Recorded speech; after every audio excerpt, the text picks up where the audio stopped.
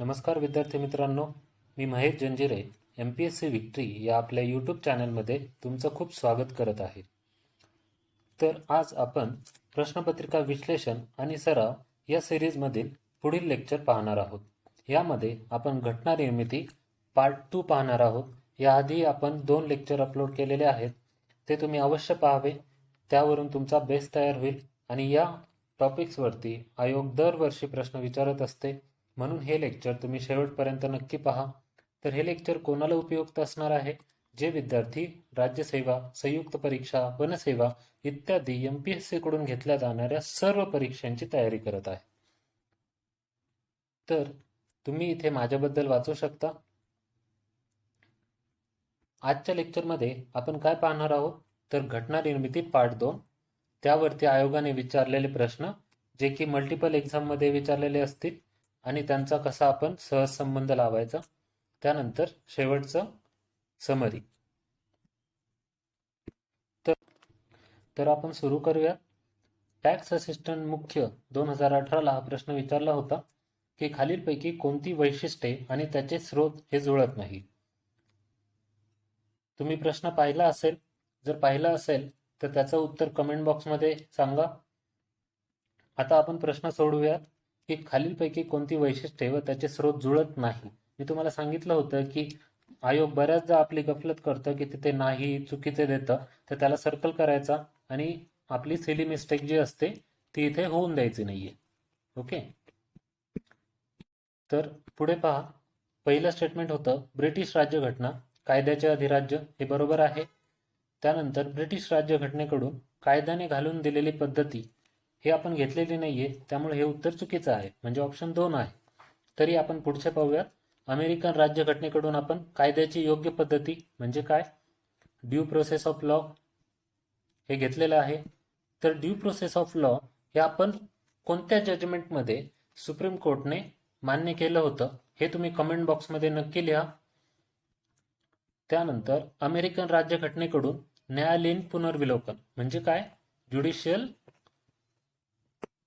Review, बरोबर. हा judicial review आपण अमेरिकेकडून घेतला आहे, हे महत्वाचं आहे. तर ह्याचे जे काही स्रोत आहेत आणि त्याची वैशिष्ट्ये यावर आयोग दरवर्षी प्रश्न विचारत असते. तर त्यातील आपण पहिली जी सिरीज आहे ती पाहूया की पहिला होता गव्हर्नमेंट ऑफ इंडिया ऍक्ट 1935. तर ह्या कायद्यामधून आपण काही स्रोत घेतले होते. मग ते कोणते ते लक्षात ठेवायची मी एक तुम्हाला सोपी ट्रिक सांगतो. JEP pock. ओके. म्हणजे काय, जे म्हणजे आपण घेतलं ज्युडिशरी, न्यायालय. ई म्हणजे इमर्जन्सी प्रोसिजर, बरोबर. त्यानंतर पी म्हणजे काय येतं, पब्लिक सर्व्हिसेस. आणि एफ मध्ये काय येतं, तर फेडरलच्या ज्या काही स्कीम्स आहेत ती फेडरल म्हणजे संघीय शासन पद्धती. आणि ओजी म्हणजे ऑफिस ऑफ गव्हर्नर. ओके. तर आता बरेच जण म्हणतील की आपण गव्हर्नर तर कॅनडाकडून घेतलेला आहे आणि यावरती आयोगाने बऱ्याचदा प्रश्न विचारलाय.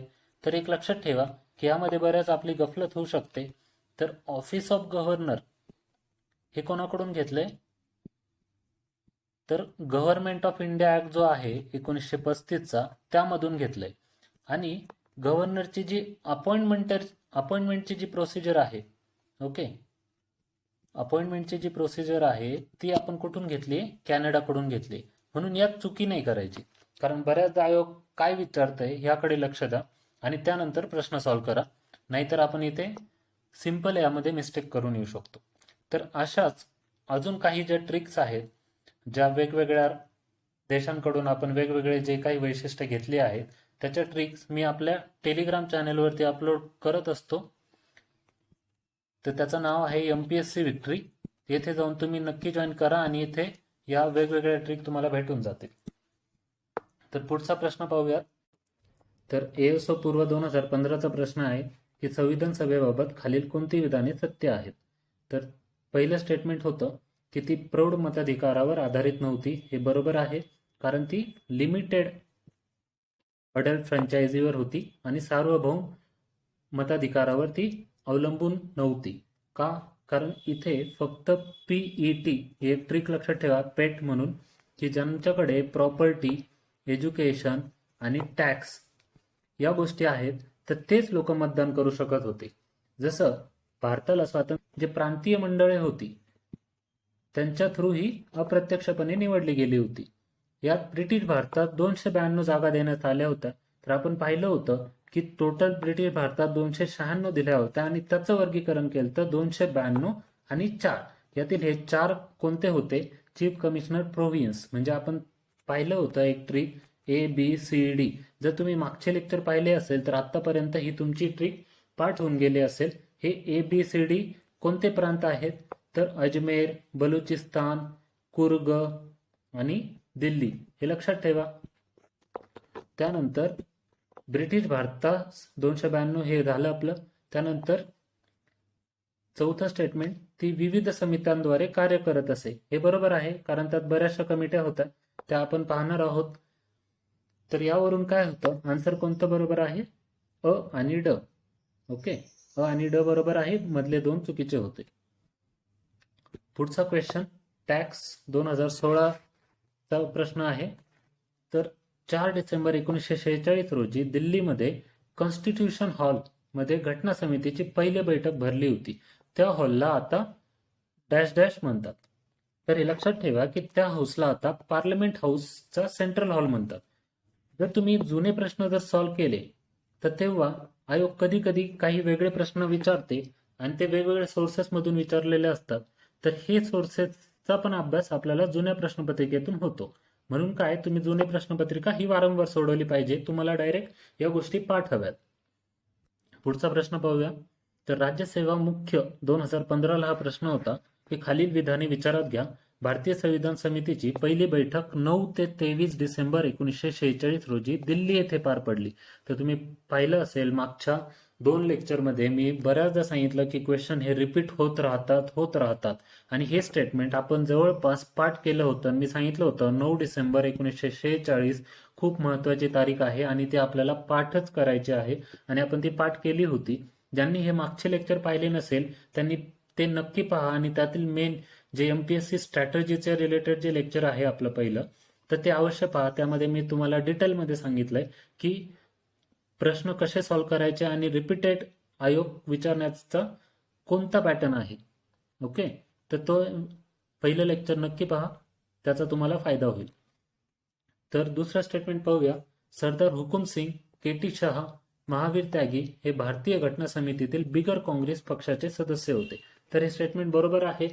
जर आपण अजून काही बिगर काँग्रेस मेंबर पाहिले तर ते कोणकोणते होते एक लक्षात ठेवा.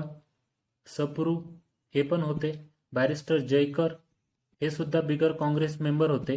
डॉक्टर बाबासाहेब आंबेडकर हे पण आपले बिगर काँग्रेसीय मेंबर होते. बऱ्याचदा वाटेल की ते लॉ मिनिस्टर होते त्यामुळे ते काँग्रेस पक्षाचे सदस्य असतील असं जे काही MPSC चे बिगिनर आहेत की ज्यांनी आताच तयारी केली आहे त्यांना वाटू शकतं. तर हे लक्षात ठेवा की BR आंबेडकर हे बिगर काँग्रेस पक्षाचे सदस्य होते आणि त्यांनी ड्राफ्टिंग कमिटीचं अध्यक्षपद म्हणजेच मसुदा समितीचं अध्यक्षपद हेही भूषवलं आहे. त्यामुळे हे महत्वाचे आणि डॉक्टर बाबासाहेब आंबेडकरांवरती आयोग बऱ्याच वेळा प्रश्न विचारत असते म्हणून त्यांचा डिटेलमध्ये तुम्ही स्टडी करणं गरजेचं आहे. तर पुढचं स्टेटमेंट पहा. संविधान सभेच्या पहिल्या बैठकीस मुस्लिम लीगचे सर्व सदस्य हजर होते. तर हे विधान चुकीचं आहे कारण मुस्लिम लीगच्या सदस्यांनी हजेरी लावली नव्हती, ते अब्सेंट होते. बरोबर, म्हणून याचं उत्तर काय येईल? अ आणि ब बरोबर. तर ASO पूर्व 2013ला प्रश्न विचारला होता की खालीलपैकी कोण संविधान सभेच्या सदस्य होत्या. तर आपण पाहिलं होतं की टोटल 15 महिला या संविधान सभेमध्ये निवडून आल्या होत्या. त्यातील मेंबर्स कोण कोण होत्या? विजयालक्ष्मी पंडित या होत्या, सुब्बुलक्ष्मी या नव्हत्या, सुचेता कृपलानी या सुद्धा मेंबर होत्या आणि सरोजिनी नायडू या सुद्धा मेंबर होत्या. त्यामुळे आपला ऑप्शन कोणता येईल? अ, क, ड बरोबर आहेत. तर एक लक्षात ठेवा की विजयालक्ष्मी पंडित या पहिल्या महिला होत्या भारतातील की ज्या युनायटेड नेशन जनरल असेंब्ली, ज्याला आपण उंगा म्हणतो, तर येथे त्याच्या अध्यक्षा म्हणून निवडून गेल्या होत्या. म्हणून या खूप महत्वाचं व्यक्तिमत्व आहेत. पुन्हा त्या महाराष्ट्र स्टेटच्या पहिल्या महिला गव्हर्नर होत्या, हे पण महत्वाचं. त्यानंतर सरोजिनी नायडू, जर यांच्याबद्दल पाहिलं तर त्या 1925च्या काँग्रेसच्या अध्यक्षा होत्या, बरोबर. आणि त्या पहिल्या भारतीय महिला होत्या की ज्या काँग्रेसच्या अध्यक्षा झालेल्या होत्या, बरोबर. त्यानंतर जर आपण पाहिलं 1917ला ॲनी बेझंट या पहिल्या महिला अध्यक्ष होत्या, ज्या काँग्रेसच्या जी ॲन्युअल सभा होते त्यामध्ये त्या 1917ला त्यांनी अध्यक्षस्थान भूषवलं होतं, पण त्या नॉन इंडियन होत्या. ओके, म्हणजे त्या भारतीय नव्हत्या आणि म्हणून हे टायटल कोणाला दिलं जातं? सरोजिनी नायडूंना. 1925 हे लक्षात ठेवा. आता पुढे पाहूया. तर सरोजिनी नायडू यांना एक उपाधी दिली होती, ती कोणती उपाधी आहे ते तुम्ही मला कमेंट बॉक्समध्ये कळवा.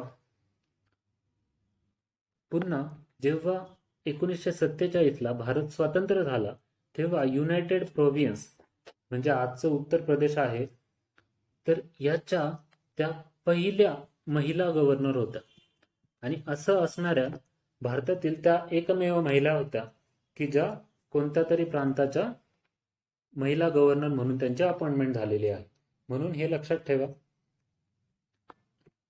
पुढचा प्रश्न PSI पूर्व 2013ला विचारला होता. कोणत्या अल्पसंख्याक समाजाला घटना परिषदेत विशेष प्रतिनिधित्व देण्यात आले होते? तर ते कोणते होते? तर शीख कम्युनिटी जी होती त्याला विशेष प्रतिनिधित्व देण्यात आलं होतं. तर आता या रिलेटेड आपण अभ्यास करताना काय काय केलं पाहिजे की जे आपल्याला ह्या गोष्टी माहिती हव्या की भारतामध्ये टोटल अल्पसंख्याक कम्युनिटी किती आहेत? तर त्या आता सध्या 6 आहेत. आधी 5च होत्या. तर 6वी कोणती कम्युनिटी ऍड झाली आणि ती कोणत्या वर्षी ऍड झाली हे मला तुम्ही कमेंट बॉक्समध्ये कळवा. येणाऱ्या राज्यसेवा मुख्य परीक्षेत किंवा कंबाईन परीक्षेत हा प्रश्न विचारला जाऊ शकतो. आणि जे राज्यसेवा मुख्य परीक्षेत या जो एजआरडी टॉपिक आहे त्यामध्ये दरवर्षी हा प्रश्न विचारला जातो. त्यामुळे हे तुम्ही मला कमेंट बॉक्समध्ये नक्की कळवा. तर ASO मुख्य 2012 मध्ये हा प्रश्न विचारला होता की भारताच्या राष्ट्रीय ध्वज समितीचे अध्यक्ष कोण होते? तर आपल्याला माहिती आहे की ध्वज समितीचे अध्यक्ष डॉक्टर राजेंद्र प्रसाद होते. त्याबरोबर त्यांनी बिझनेस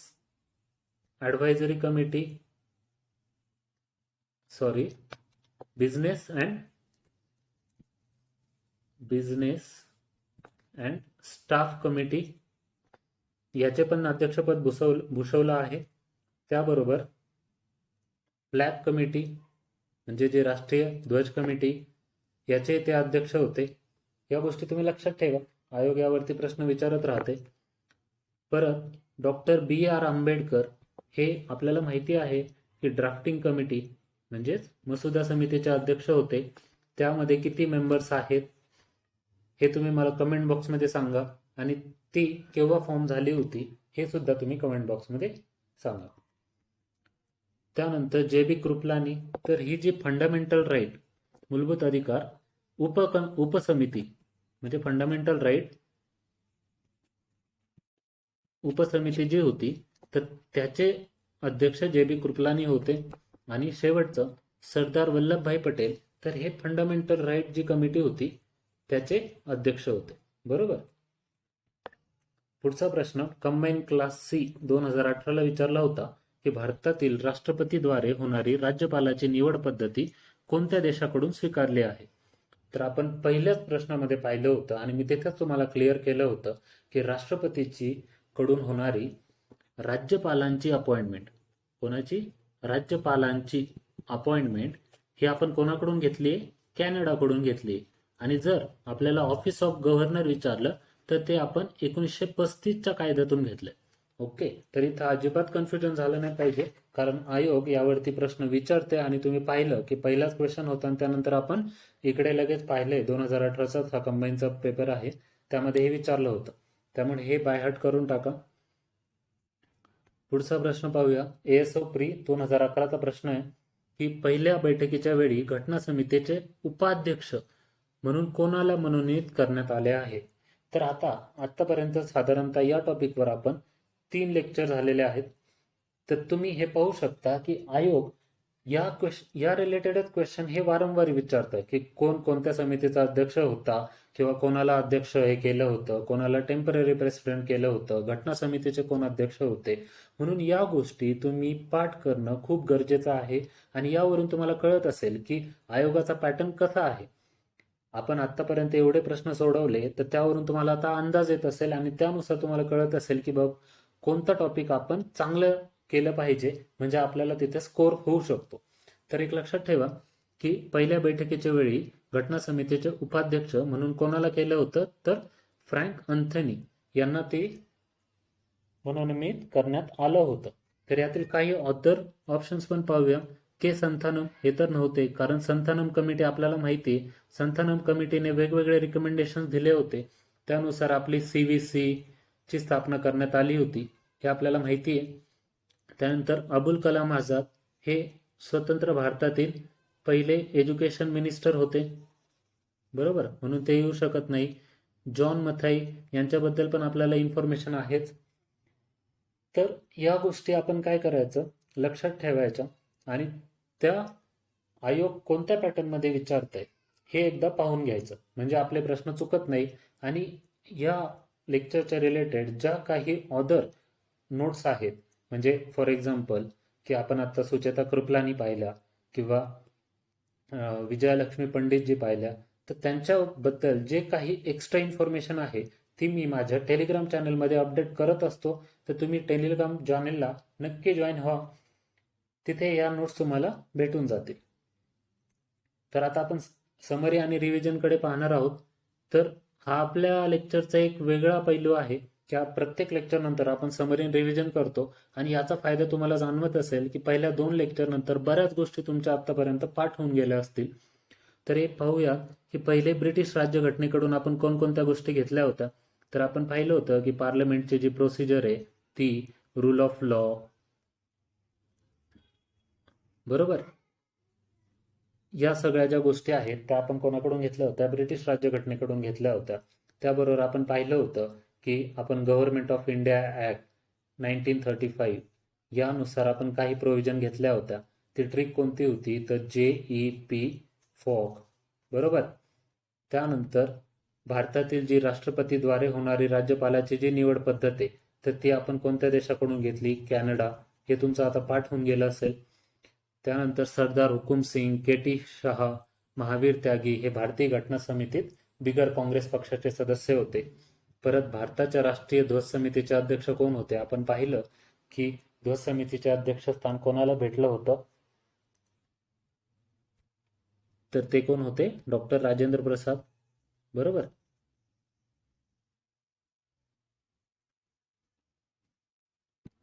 आणि बाकीच्या ज्या काही समित्या आहेत आणि त्यांचे अध्यक्ष हे मी टेलिग्राम चॅनलमध्ये अपडेट करून टाकेल, तर तुम्ही तिथे अवश्य पाहावं. तर आज आपण इथेच थांबूया. तुम्ही जर चॅनेलला नवीन असाल तर चॅनेलला नक्की सबस्क्राईब करा आणि हा बेल आयकॉन नक्की प्रेस करा, म्हणजे तुम्हाला नवीन नवीन नोटिफिकेशन मिळत जातील. आणि टेलिग्राम चॅनेल MPSC विक्ट्रीला जॉईन करायचं नक्की विसरू नका, कारण इथे तुम्हाला जे काही एक्स्ट्रा इन्फॉर्मेशन या लेक्चर व्यतिरिक्त आहे ती सर्व मी त्या ग्रुपमध्ये अपडेट करत असतो. तुम्हाला त्याचा खूप लाभ होईल. तर आज आपण इथेच थांबूया. थँक्यू.